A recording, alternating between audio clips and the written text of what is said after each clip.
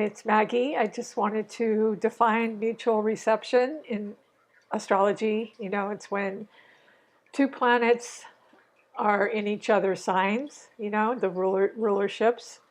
So, um, or two planets rather are in each other's signs of rulership. So, for instance, Mars would be in Gemini, and Mercury, Mars, the ruler of Aries, would be in Gemini, and Mercury, the ruler of Gemini, would be in Aries. That would be a mutual reception. And they more than likely would be helpful to each other and soften it somewhat because they are in trine to each other. Gemini and Aries are in trine. So there are a lot of different factors you would have to look at, the chart as a whole. I usually look for themes. There's oftentimes themes of Scorpio themes or Aquarian themes. You look for Uranus and Saturn co-rulers and where they are. And so depending on, if they're in their fall or if they're in their detriment, they might not be as much help, but they still factor in. They still factor in. And a lot of astrologers just really swear by using,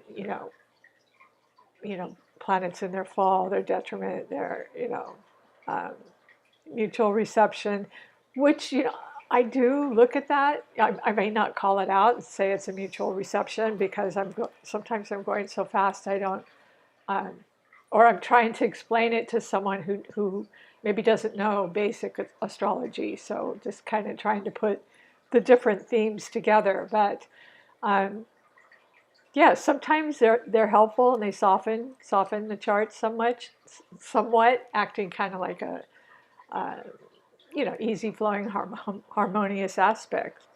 And other times it doesn't have that much effect, but regardless, it's still there. You can still see it. So yeah, and some people use it with everything. That's getting really complex when you get into that. So I do like to look for themes.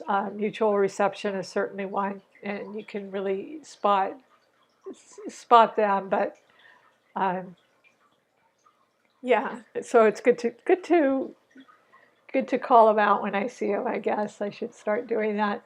So anyway, I hope you enjoyed this. If you are studying astrology, certainly you want to begin looking for mutual receptions when two planets are in each other's signs of rulership. And, if they're in dignity, if they're in fall, if they're in exaltation, um, those all factor in. If they're trining each other, if they're or, they go so deep. If they're combust, if they're too close to each other, that, they don't count. Yeah, so I like to just keep it simple. Just keep it simple with a basic explanation so it doesn't get too confusing. And, you know, you can tell when it looks good and when it doesn't. If you know your basic astrology, you can pretty much tell when it's looking good and when it isn't. So anyway, I hope this helped a little bit. And if you like my channel, please like, subscribe, and share. Thank you.